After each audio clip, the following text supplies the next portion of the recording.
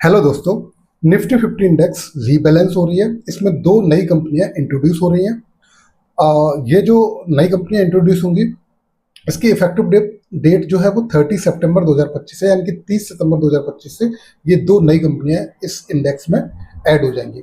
Obviously जब दो नई कंपनियां ऐड होंगी तो दो नई कंपनियां एग्जिस्टिंग इंडेक्स से बाहर भी निकलेंगी। तो ये जो दो कंपनियां बाहर निकलेंगी उनका नाम है hero MotoCorp and IndusInd bank. IndusInd bank and hero MotoCorp ये दोनों बाहर निकल जाएंगी।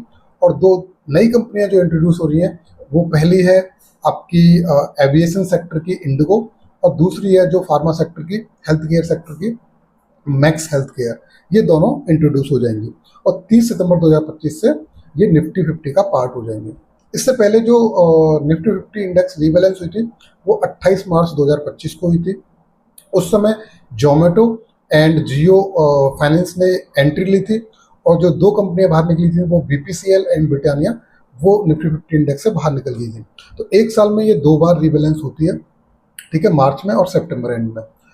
अब जब ये नई कंपनियां इंट्रोड्यूस होती है तो इसके कुछ क्राइटेरिया हैं जिसके बेसिस पे ये कंपनियां निफ्टी 50 का पार्ट होती हैं।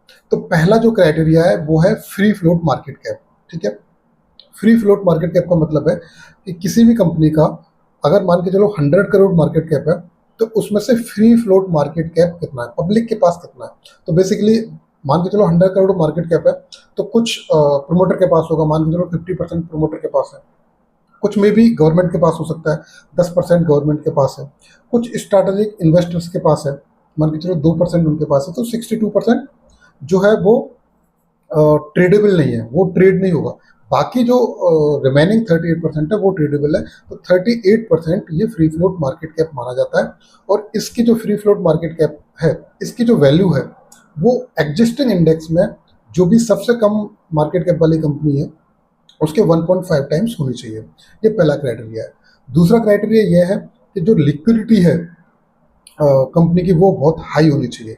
इसका मतलब ये है कि अगर जो लिक्विडिटी है उसको इम्पैक्ट कॉस्ट से चेक करते हैं। अगर 10 करोड़ शेयर एक साथ खरीदे जाएं तो जो कंपनी की प्राइस में 0.5% से ज़्यादा इम्पैक्ट नहीं आना चाहिए, ठीक है। तो दूसरा क्राइटेरिया लिक्विडिटी होती है। तीसरा होता है कि ट्रेडिंग, कंपनी लास्ट 6 मंथ में 100% ट्रेडेबल होनी चाहिए, यानी कि हर दिन कंपनी ने ट्रेड किया होना चाहिए लास्ट 6 मंथ में।